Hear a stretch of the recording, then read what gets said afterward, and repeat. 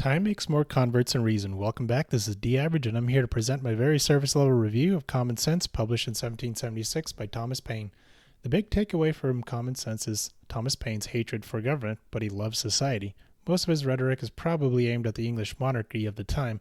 The author states society promotes happiness while the government only restrains vices. The definition of vice is anything considered degrading, immoral, or evil. There ought to be restraints on those. Therefore, Thomas considers government a necessary evil because without it, society suffers from misery and calamity, probably from the absence of security. Society will always form because people are obliged to seek assistance in relief of another, who in his turn requires the same. Now, Charles Montesquieu stated the same with, no society can subsist without a form of government. The need for assistance and relief is a gravitating power, but a government will also always form because of vice. People will begin to relax in their duty and attachment to each other. And this remissness will point out the necessity of establishing some form of government to supply the defect of moral virtue. That's some pretty deep insight. In 2020, there was a massive push to defund the police and crime increased. These events just reaffirm the innate need and guaranteed manifestation of a police or security force in any given society. Thomas Paine and others hated monarchies, and I suspect their hatred applies to despots, tyrants, or any system with one person on top. So let's summarize his reasons with the following. Number 1, kings like to start wars over pride. 2, religious members and certain members of Christianity perpetrated this type of government. 3, one ought not to use scripture to justify religious-based government, and Thomas states, for the will of the Almighty has declared by Gideon, and the prophet Samuel expressly disapproves of government by kings. All anti-monarchical parts of scripture have been very smoothly glossed over in monarchical governments, but they undoubtedly merit the attention of countries which have their governments yet to form. That the Almighty hath here entered his protest against monarchical government is true, or the scripture is false.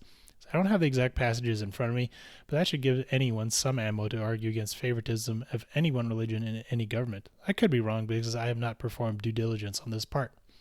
Number 4, to the evil of monarchy we have added that the hereditary succession.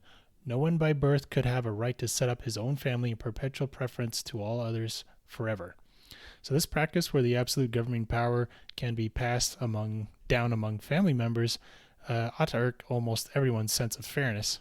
Number 5, constant war. The whole history of England disowns the fact 30 kings and 2 minors have reigned in that distracted kingdom since the conquest, in which time there have been no less than 8 civil wars and 19 rebellions. So monarchies do not guarantee peace and possibly instigate or escalate states of war. Now, Charles Montesquieu again stated, in monarchies, policy affects great things with as little virtue as possible. In monarchies and despotic governments, nobody aims at equality. And this attitude at the core of any monarchical type of government probably seeds all this violence. Lastly, let's briefly overview the author's plan. Here's a quote that is similar to Charles Montesquieu's definition that commerce is key to peace. So the author states, our plan is commerce, and that well attended to will secure us the peace and friendship of all Europe. The rest of the book, Thomas Paine discusses counter-arguments against reconciliation with the monarchy that I'll rattle off really quick. At the time, there were discussions that the American colonies flourished due to Great Britain, and a continual relationship was needed for future prosperity. Thomas argued that the American colonies flourished because the land provided abundant materials for commerce. Some argue that Great Britain provided ample security for the colonies. Thomas argued that this was done only for the sake of trade and dominion. Great Britain only provided security for its own interests. Also, staying loyal to Great Britain might have forced future Americans into a war with France and Spain. The author implies that there was an overall sense that the colonists felt like devoured young or a sense of war on family. England was behaving tyrannically and that colonists were fleeing from a cruel monster. He brings up unspecific notions of people being conscripted into war, homes being burned, property destroyed, and family forced into homelessness. I'm not knowledgeable enough of the details other than taxes about the clash between colonial America versus the king, but Thomas Paine wrote, the period of debate is closed, arms as the last resource to decide the contest, so it must have been bad since it escalated to war. American property is possessed, but let our imagination transport us to a few moments to Boston, that seat of wretchedness which will teach us wisdom and instruct us forever to renounce a power in whom we can have no trust. The inhabitants of that unfortunate city, who but a few months ago were in ease and affluence, have now no other alternative than to stay and starve or turn out to beg. I'd like to bring back some concepts that Charles Montesquieu brought up about monarchies. Monarchs govern with as little virtue as possible. Monarchies are filled with good subjects but not good men. Honor is an unknown thing in arbitrary government. The orders from a monarch can be abusive, and the inner circle of a monarch can be full of vile people looking to take advantage of the monarch's orders.